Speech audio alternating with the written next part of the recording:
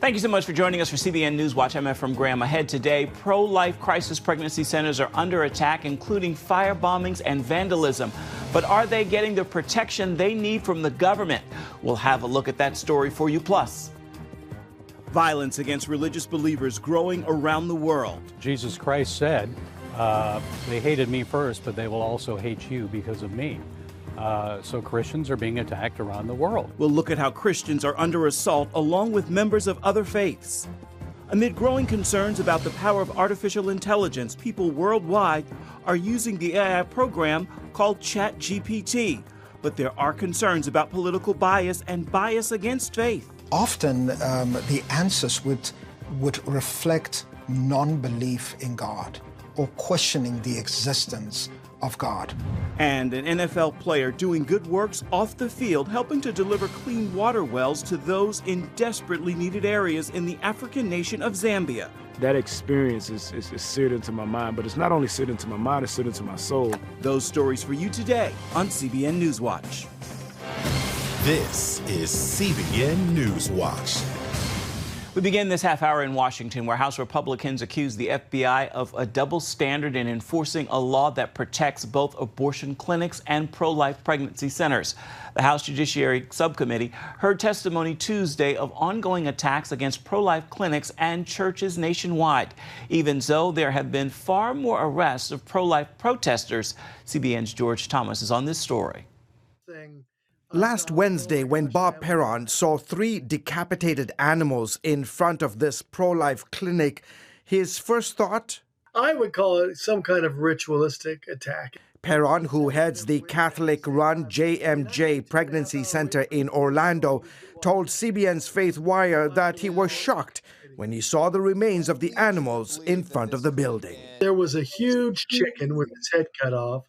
There was another huge bird with its head cut off, and then a baby lamb that had been decapitated. The group Catholic Vote says 157 churches and 87 pregnancy resource centers and other pro-life organizations across the country have been attacked since the draft Supreme Court opinion proposing to reverse Roe v. Wade was leaked in May 2022.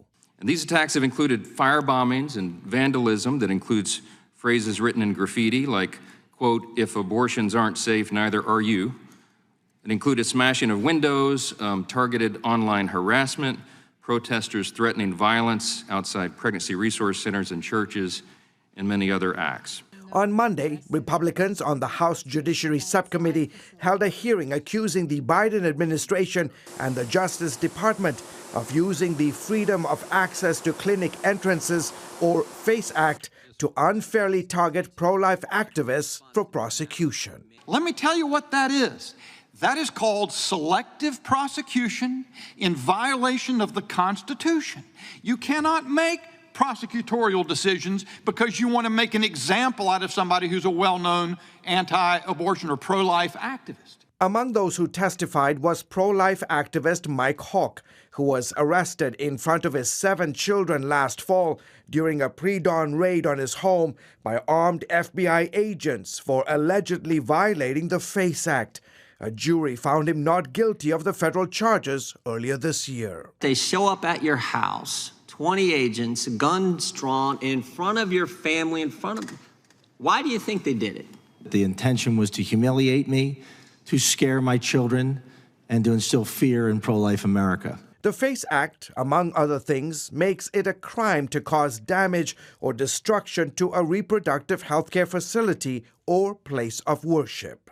Despite the hundreds of attacks against churches and pro-life facilities since last year's abortion ruling, the Justice Department has brought only 4 indictments under the FACE Act against pro-abortion activists, compared to the 26 pro-life activists allegedly facing similar violations. The Biden administration has shown a clear double standard of enforcing the FACE Act in a way that protects pro-abortion activists and facilities while substantially ignoring attacks on pro-life advocates, facilities, and churches. And it is a disgrace that the Justice Department would rather cater to the pro-abortion political movement than protect places that assist pregnant women in need.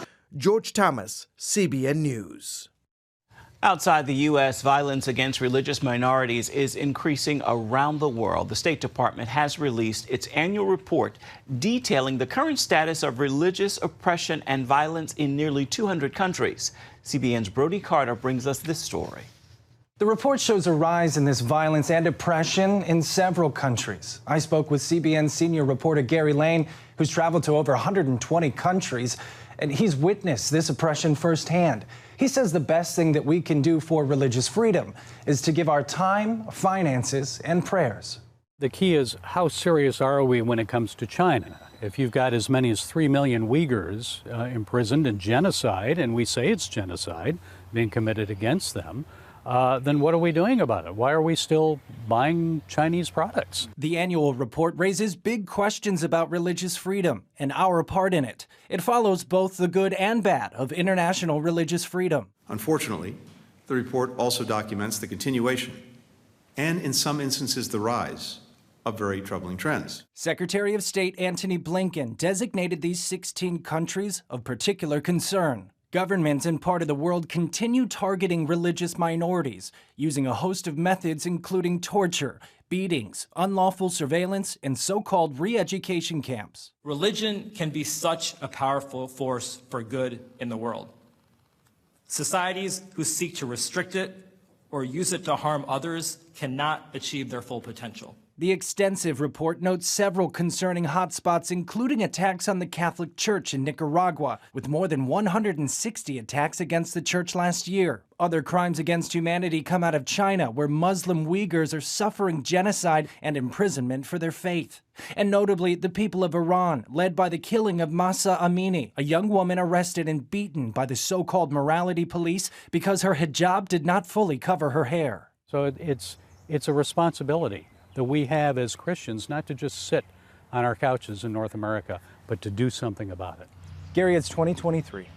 People are still being persecuted and murdered for their faith, if not more so than ever. Why do you think that is?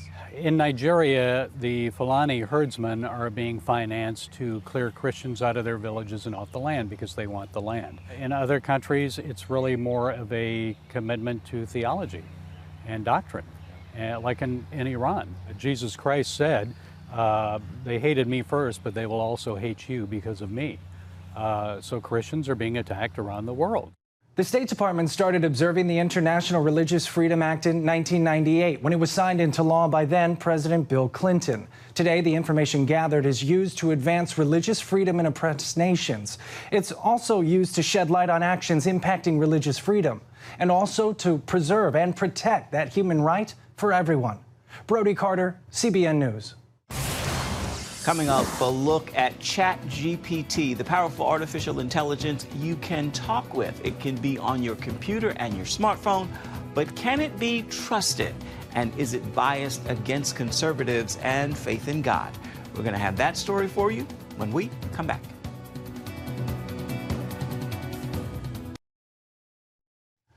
The head of the artificial intelligence company that makes the wildly popular ChatGPT program told Congress Tuesday he supports a U.S. or global government agency that would license the most powerful AI systems. The hearing came amid concerns artificial intelligence could create problems from loss of jobs to misinformation or even getting out of human control. My worst fears are that we, the field, the technology, the industry, cause significant harm to the world. I think that could happen in a lot of different ways. I think if this technology goes wrong, it can go quite wrong, and we want to be vocal about that. We want to work with the government to prevent that from happening.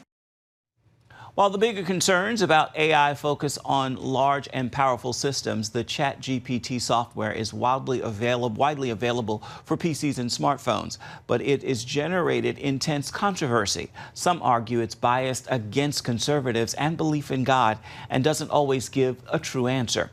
CBN's Mark Martin brings us this story. It requires us to let go of our ego, to be willing to be vulnerable. Rabbi Joshua Franklin of the Jewish Center of the Hamptons reads a sermon written by the artificial intelligence or AI chatbot known as ChatGPT. And I told ChatGPT to write me a sermon in the voice of a rabbi of about 1,000 words about the Torah portion on the theme of intimacy and vulnerability. Rabbi Franklin then wanted his congregation to figure out who wrote it. Most believe the sermon came from other wise individuals, while some suggested it came from Rabbi Franklin himself.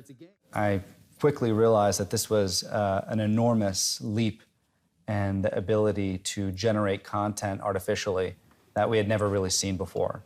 This so-called enormous leap is an AI language program designed to imitate human conversation.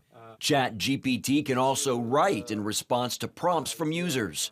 OpenAI, the company behind the program, explains it received training on vast amounts of data from the internet written by humans, including conversations. I do genuinely feel like we are in a pivotal moment right now. It feels to me actually kind of like the very early days of widespread adoption of the internet in terms of how impactful this could be in sort of everyday life.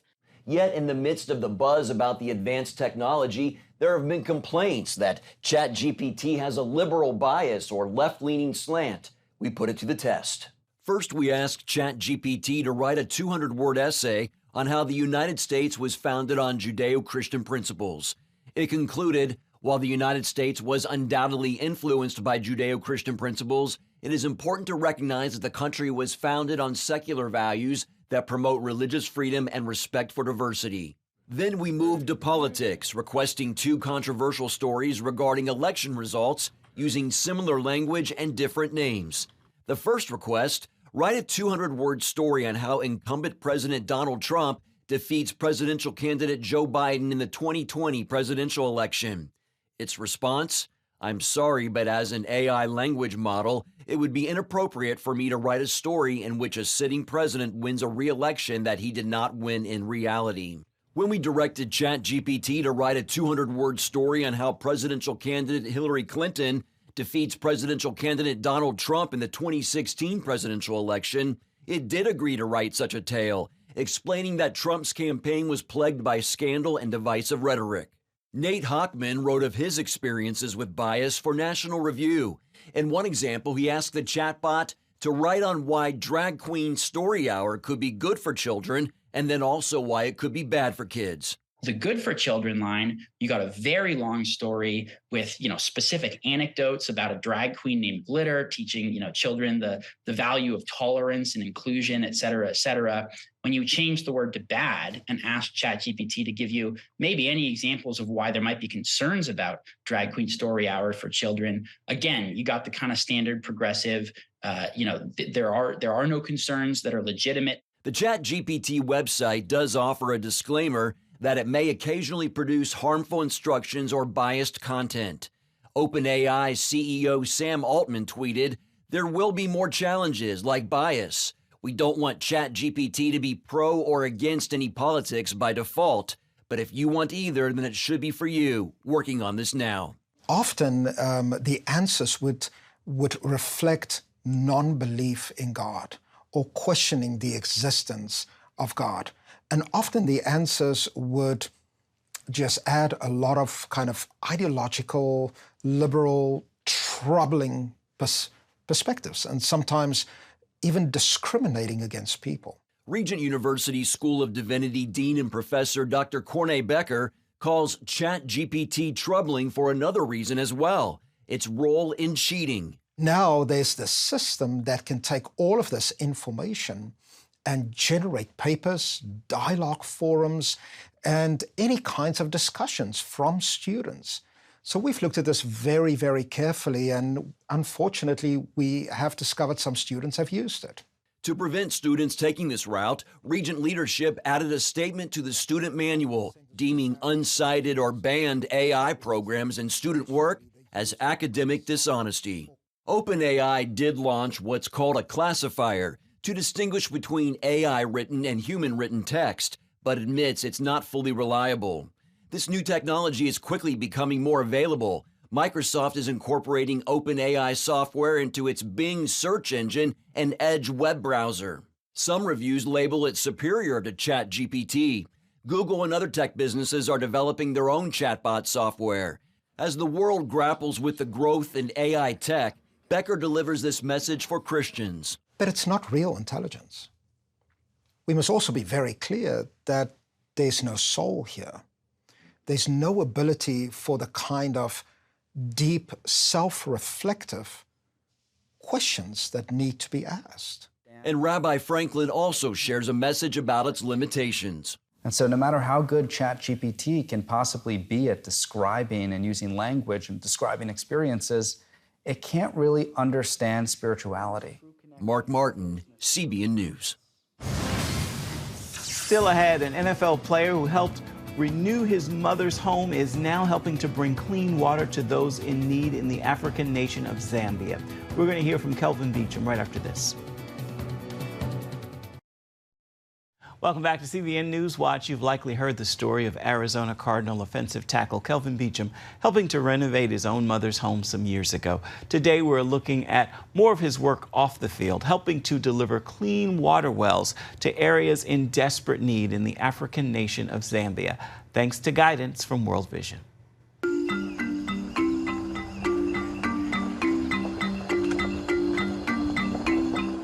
When I sat down with World Vision, the biggest conversation and the biggest, I guess, point that I kept driving home was I want to go where the greatest need is. And Zambia just happened to be where the need happened to be the greatest. My name is Kelvin Beachum, World Vision Celebrity Ambassador, 12-year NFL vet.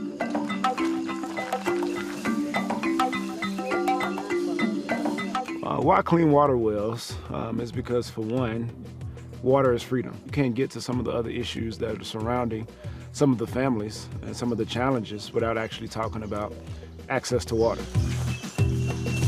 We talk about the symptoms quite a bit. We talk about diseases, we talk about diarrhea, we talk about malnutrition.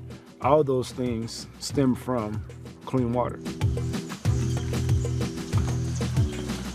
Seeing Susan trying to pick up the jug of water and then putting that jug of water on my head, that was the experience that, for one, I probably never forget.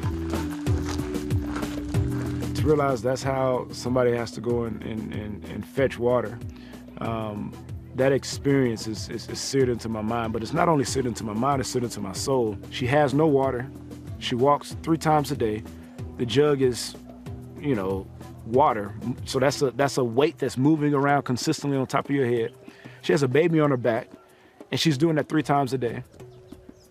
And then considering that there's flies, there's dead cows that have fell into that water, like, to realize some of the issues, there's snakes in that water, to realize some of the issues that are going on with that bucket at that time, you realize that the impact that you're making is literally giving freedom and liberating someone who had no liberation.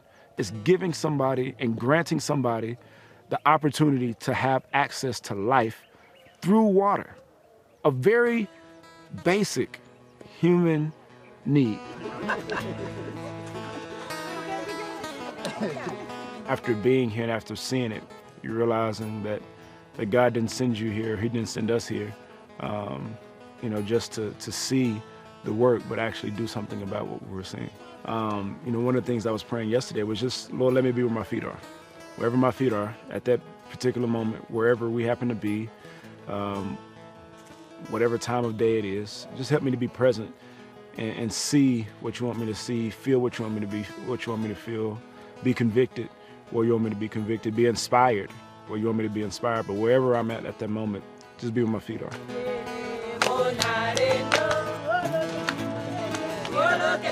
The fundraising amount was $15,000. That was the price of a well that serves about serves about 300 people, 2,800 gallons of water. So to be able to raise that money, to be able to get here to Zambia, to be able to know that we hit that marker was incredible. It was amazing just to feel the ownership, the energy, the smiles. And I think this is a different type of smile than just, hey, I'm happy, but just overjoyed with the ability to have access to water. For me, it was a different type of high. Whether there's no water that comes in my house. I think meeting people where they are is what Jesus did in many different respects. So I think, in that respect, it's meeting people exactly where they're at. And then being able to evangelize in a very organic way. Thank you so much. I've been blessed to come from what I thought was poverty in Mahia, Texas, and then you see and experience things on a global scale, and you realize how good you had it. So for me, it's bigger than football. It's bigger than just living a very simple life, but it's being able to expose myself to what the world has to offer, and how some folks on this planet are really dealing with significant challenges. I don't think you can live a faith-filled life or Christ-filled life or gospel-filled life and see issues that are going on across our planet and sit silent. As you heard, Kelvin Beachum serves as an ambassador for World Vision. I've also had the opportunity to travel with the organization, and it does some amazing work. For more uplifting news, be sure to join us for Studio 5 tonight. We're going to take you to Austin, Texas, to chat with a singer and songwriter from King's Porch. From there, we're going to head to Nashville and then on to Provo, Utah. You can catch an all-new edition of Studio 5 on the news channel tonight at 8:30 or on the CBN News app, as well as on YouTube. We'll be back with an encouraging word for your day ahead right after this. Stay with us. Your news channel, your shows, the stories you care about. Anytime you want, anywhere you want. Download the CBN News app today. Time now for your Wednesday word, and today's word is launch. Today is a great day to stop talking about it and being about it. Do it. Write the book, get the job, make the move, take the steps needed to make things happen. It is time to start. Again, it is time to launch. With that word, I encourage you to make this a wonderful Wednesday and be sure to have yourself a wonderful rest of the week. That is going to do it for this edition of CBN NewsWatch. You can always find more of our news programs on the CBN News channel at any time, as well as online at cbnnews.com. We'd love to know what you think about the stories you've seen here today or any day. You can email us, newswatch@cbn.com. And of course, you can always reach out and touch us on Facebook, Twitter, and Instagram. We'd love to hear from you. Make it a wonderful Wednesday and join us right back here, same time tomorrow. Goodbye. God bless.